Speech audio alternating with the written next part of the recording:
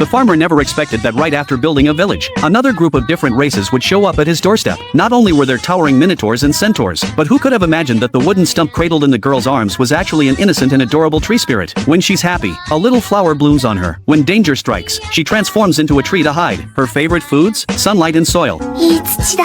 Since the number of refugees this time exceeded 3 digits, James decided to establish Big Tree Village number 2. After the angels' search, they followed the river downstream to the lower left, where they found a pair of twin trees. Though not as magnificent as Big Tree Village, they still made for a prominent landmark. Plus, they could form a strategic position with Big Tree Village, allowing early defense against invasions. With the site chosen, the next step was clearing the forest and building roads. The lizard men and elves volunteered to handle it but discovered the trees here were thick and tough, far too hard for them to cut down. At this point, James had no choice but to step in himself, thanks to the all-purpose farming tools given to him by the gods. Chopping down trees was a breeze, but the problem wasn't just cutting trees. A river separated the two locations, so they needed to build a wooden bridge. As for why it wasn't built wider, to prevent large monsters from crossing. After clearing the path, they needed to solve the water supply issue. Though the chosen site wasn't too far from the river, they couldn't keep running back and forth to fetch water, so they diverted water from upstream, channeling it into a reservoir they dug in advance. With the water problem solved, it was time to build houses. James prepared materials according to the blueprints, and everyone pitched in to assemble them. This reminded him of when he was alone. Just moving a single house was a huge hassle, but now they had plenty of people, and since some of them could use magic, the construction timeline was drastically shortened. Before long, the place was already starting to look like a village. What he didn't expect, though, was that the refugees would arrive earlier than anticipated. And while James had thought of everything, there was one thing he hadn't considered: the size of the newcomers. The first group, brought by the Dragon King, was the Minotaur tribe. They were enormous, nearly twice James's size. The houses were far too cramped for the Minotaur race, so until new houses could be built, James decided to let them squeeze into his big house for now. Fortunately, the Minotaurs were easygoing. Just having a place to stay was enough to satisfy them. But just as he'd settled them in, the Demon King brought a second wave. This time it was the Centaur tribe. Unlike the simple and honest Minotaurs, their attitude was rather arrogant. The moment they arrived, they demanded James hurry up and prepare good food and drink. Turns out she was the daughter of a viscount under the Demon King's forces. Considering herself noble, she looked down on a farmer like James. Since she'd been brought by the Demon King,